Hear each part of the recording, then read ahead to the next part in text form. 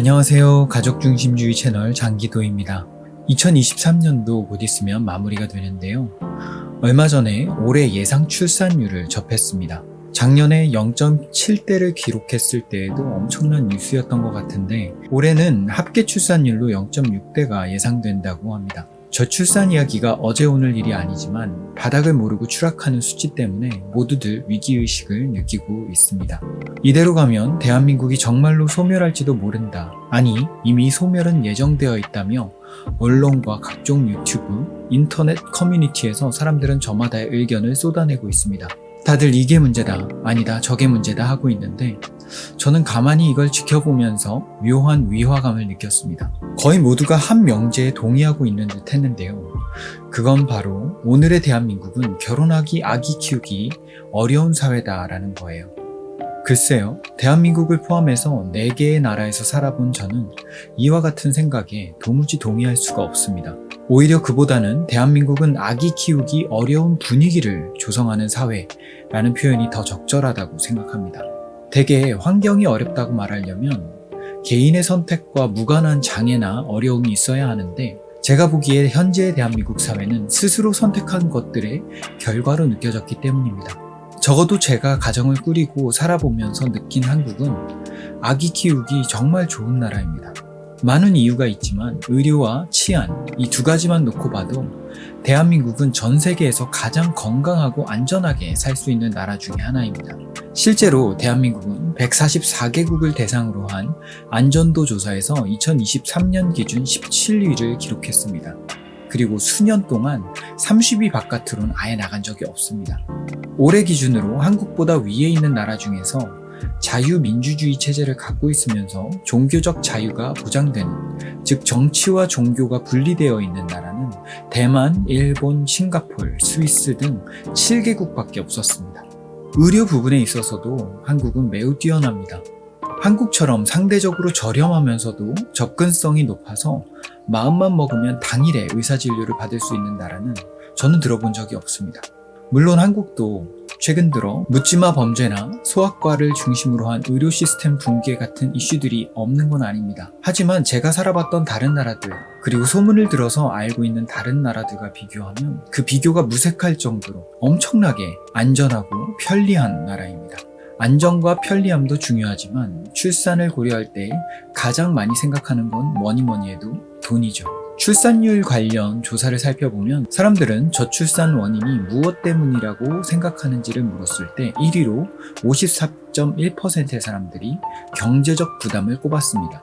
이는 2위 13.7%와 비교하면 실로 압도적인 격차입니다. 언젠가 메이저 신문사에서 만든 대한민국 양육비 계산기라는 것을 재미삼아 해본 적이 있습니다.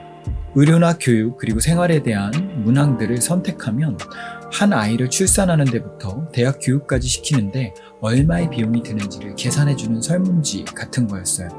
그런데 저는 이걸 하는 내내 곳곳에서 막히는 문항 투성이었습니다. 왜냐하면 설문에서는 필수로 선택해야 하는데 실제로는 저는 그걸 선택할 수 없고 동의할 수 없는 그런 지출들이 굉장히 많았거든요. 그나마 뺄 수 있는 건 다 뺐는데도 최종적으로 아이 한 명을 대학까지 키우는 데 드는 예상 금액이 2억이 넘었습니다. 참 동의가 안 되는 금액이었어요. 그래도 제가 이제까지 잘 몰랐던 사회의 단면을 볼 수 있는 유익한 기회였습니다. 가장 큰 비중을 차지했던 지출들은 주로 교육 관련이었는데 그것 외에도 대한민국 평균적인 사람들이 받고 있는 재정적인 압박이 어떤 종류의 것인지 알 수 있었습니다. 양육비 계산기를 해보면서 참 씁쓸하고 안타까웠습니다. 모두가 다 이렇게 살아가야 하는 것은 아닌데도 우리나라 사람들은 누군가가 정해준 기준에 자신의 삶을 끼워 맞추는데 너무나도 익숙해 보였습니다. 평균이라는 기준을 거부할 수 있는 용기는 왜 없는 걸까 궁금해졌습니다. 저는 저출산의 진짜 원인은 돈이 아니라고 생각합니다. 제가 생각하는 저출산의 진짜 이유는 오늘의 대한민국이 가정을 소중히 여기지 않아서라고 생각합니다. 조금 심하게 이야기하면 가정을 멸시한다고까지 생각합니다. 우리나라는 예로부터 가족 자랑은 팔불출이라는 표현이 있는 문화권이기도 했고요. 가정 밖에 있는 크고 중요한 일들을 위해 가정은 좀 소홀히 해도 된다는 인식이 뿌리 깊게 박혀 있습니다. 남성이 가정적인 삶을 선택하고 육아휴직을 한번 쓰려면 직장에서 1억이 쫓겨날 넘었습니다. 각오를 해야 하고, 여성이 일보다 육아를 선택하면 경력 단절 여성이라는 부정적인 꼬리표를 붙입니다. 이러한 사회적인 압력에도 불구하고 가정적인 삶을 선택한 개인들을 보면 다들 놀라면서 칭찬을 하지만 부러워하거나 그런 결정들을 따라가진 않습니다. 그렇다면 우리는 왜 이렇게 가정을 소홀히 하게 된 걸까요? 저는 이렇게 된 가장 큰 원인은 가족이 물리적으로 함께하는 절대적인 시간이 부족했기 때문이라고 생각합니다.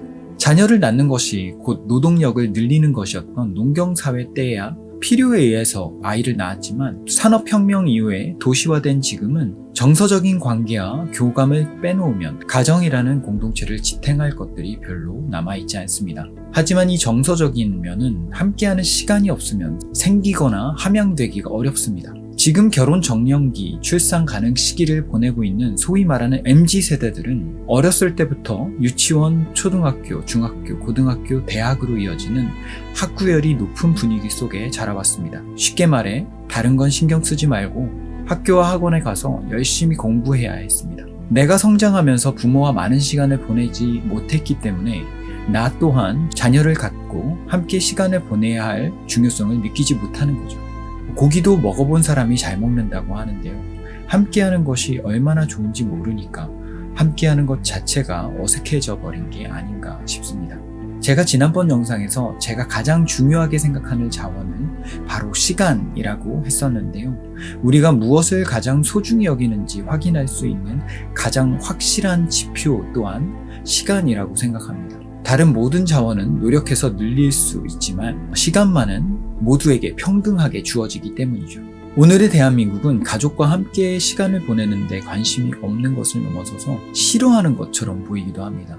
아내가 아이를 데리고 친정에 가는 것은 남편들에게 최고의 희소식이 되어버렸고, 성공적인 육아를 위해서 필요한 건 엄마의 정보력, 조부모의 재력, 그리고 아빠의 무관심이라는 말이 유명합니다. 아이가 태어나자마자 엄마와 분리해서 데리고 가버리는 게, 산후조리라는 이름으로 엄마와 아기를 분리해서 남이 돌봐주는 게 다른 나라에선 정말 이상한 일이라는 걸 아시나요? 24시간 모자동실, 그러니까 엄마가 아이를 데리고 있을 수 있는 병원 자체가 전국에 몇 곳 되지 않습니다. 더욱 심각한 것은 저출산 대책이라고 하는 정책들을 살펴보면 가족이 함께하는 것보다는 가족을 뿔뿔이 흩어놓는 것을 지원하는 형태로 이루어지고 있다는 점입니다. 이쯤 되면 어떻게 하면 가족과 더 오래 떨어져 있을까를 고민하는 건 아닌가 하는 생각마저 듭니다. 아이를 키우는 걸 육아라고 부르지만 사실 육아의 본질은 인간관계입니다. 부모와 자녀의 관계인 거죠. 그리고 모든 인간관계는 함께하는 시간이 굉장히 중요합니다. 영어에 out of sight, out of mind라는 표현이 있습니다. 눈앞에서 사라지면 마음 또한 사라진다는 거죠. 그만큼 물리적으로 한 공간에서 함께 보내는 시간이 관계에 미치는 영향이 크다는 것입니다. 육아는 힘이 많이 듭니다. 그렇지만 그런 힘든 수고를 하는 동안에 자녀를 향한 사랑과 애착 또한 커져가게 됩니다. 많은 일에는 책임과 보상이 함께 따라오는데, 보상이 없어지면 책임을 질 이유와 힘도 사라지게 됩니다. 사랑하는 자녀와의 관계라는 보상을 누리지 못하니 출산과 육아라는 책임을 질 이유와 원동력도 자연스럽게 사라지는 것입니다. 대한민국의 수많은 결혼 정년기 남녀가 더 이상의 결혼과 자녀에 대한 생각이 없어진 것도 이 때문이 아닌가 생각합니다. 그렇다면 대한민국 사람들은 가족과 함께하는 것 대신에 무엇을 위해 시간을 쓰고 있을까요? 가족보다 소중히 여기는 게 뭘까요? 제 생각엔 역시나 돈입니다. 가족과의 시간 말고도 인생의 모든 선택, 직업, 결혼, 출산 모두 다 돈에 좌우됩니다.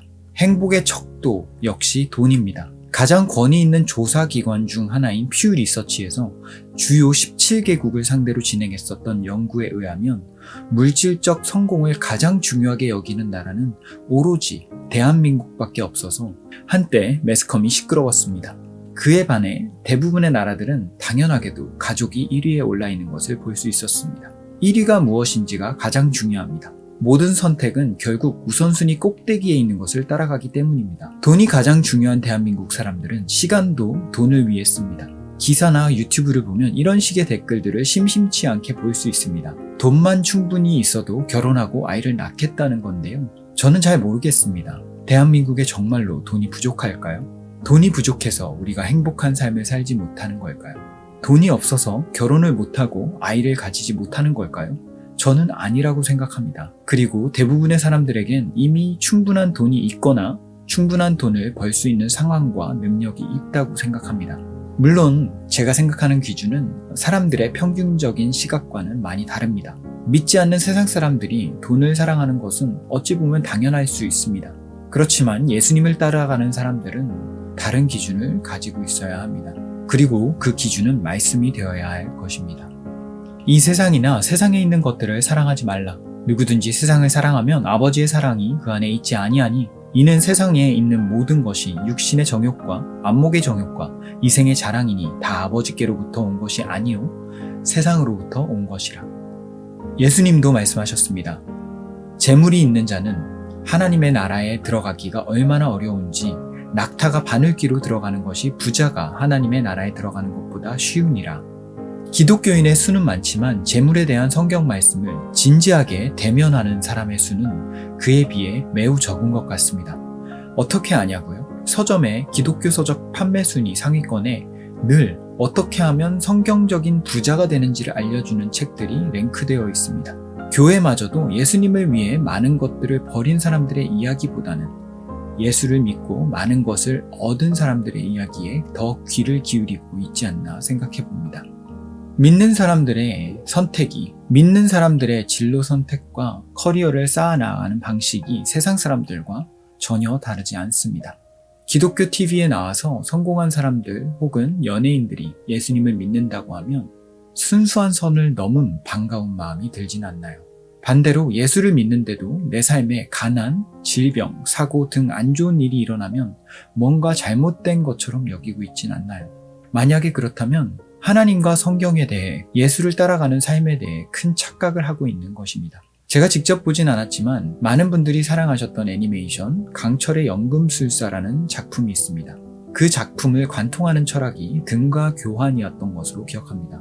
모든 선택은 그 선택에 상응하는 책임이 따른다는 것이죠. 그 애니메이션의 주인공은 자신의 실수에 대한 대가로 또 사랑하는 누군가를 살리기 위한 대가로 자신의 팔과 다리를 잃었는데요. 저는 현재의 대한민국이 이 주인공처럼 느껴집니다. 대한민국은 물질적인 풍요로움을 위해 가족과의 시간을 희생했고 결국에는 개인과 사회가 건강하고 행복하기 위해 가장 중요한 가정 공동체에 심각한 문제가 생기고 만 것이죠. 저는 더 중요한 것을 위해 덜 중요한 것을 희생하면 그로 인한 부작용이 반드시 더 크게 되돌아온다고 생각합니다. 그리고 한국의 저출산 그리고 고령화와 같은 인구 위기는 이 중 하나라고 생각합니다. 반대로 더 중요한 것을 위해 덜 중요한 것을 희생하면 당장은 괴로워도 반드시 그것이 더 좋은 선택이라고 생각합니다. 가족을 최우선으로 여기는 삶은 어떻게 될까? 우선순위 사다리의 꼭대기에 가정이 있게 되면 어떤 결정들이 어떻게 바뀌게 될까? 저는 정말 궁금했습니다. 그래서 제 삶을 가지고 시험해 보기로 했습니다. 감사하게도 저는 가정을 참으로 소중히 여기는 사람을 만나 가정을 이뤘고 더 많은 시간을 함께하기 위해 홈스쿨과 홈비즈니스를 포함한 가족 중심적인 라이프 스타일을 선택해 나가고 있습니다. 저희 가족은 지금 당장 오늘이라고 부르는 시간에 더 많은 시간을 함께하고 사랑하기 위해 당장의 물질적인 이득을 포기하는 선택을 했습니다. 우당탕탕 불안하고 아슬아슬한 순간들도 많지만 이것 하나만은 정말로 분명하게 말씀드릴 수 있습니다. 저는 이 하루하루가 너무나도 감사하고 행복합니다. 결코 많다고 할 수 없는 수입이지만 너무나 충분합니다. 오늘 있다가 내일 사라져도 이상하지 않은 물안개 같은 우리의 인생 속에서 중요한 것들을 붙들 때만 누릴 수 있는 안정감이 있습니다. 그리고 무엇보다 가장 중요한 것은 우리를 사랑하시는 하늘 아버지께서 우리가 더 중요한 것들을 붙들 때 우리에게 필요한 모든 것들을 신실하게 채우신다는 사실입니다. 그러므로 염려하여 이르기를 무엇을 먹을까, 무엇을 마실까, 무엇을 입을까 염려하지 말라. 이는 다 이방인들이 구하는 것이라. 너희 하늘 아버지께서 이 모든 것이 너희에게 있어야 할 줄을 아시느니라. 그런즉 너희는 먼저 그의 나라와 그의 의를 구하라. 그리하면 이 모든 것을 너희에게 더하시리라.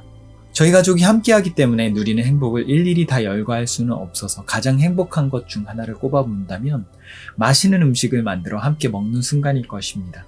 별다른 일이 없으면 하루의 모든 식사를 가족과 함께 할 수 있다는 건 정말 큰 축복이자 특권입니다.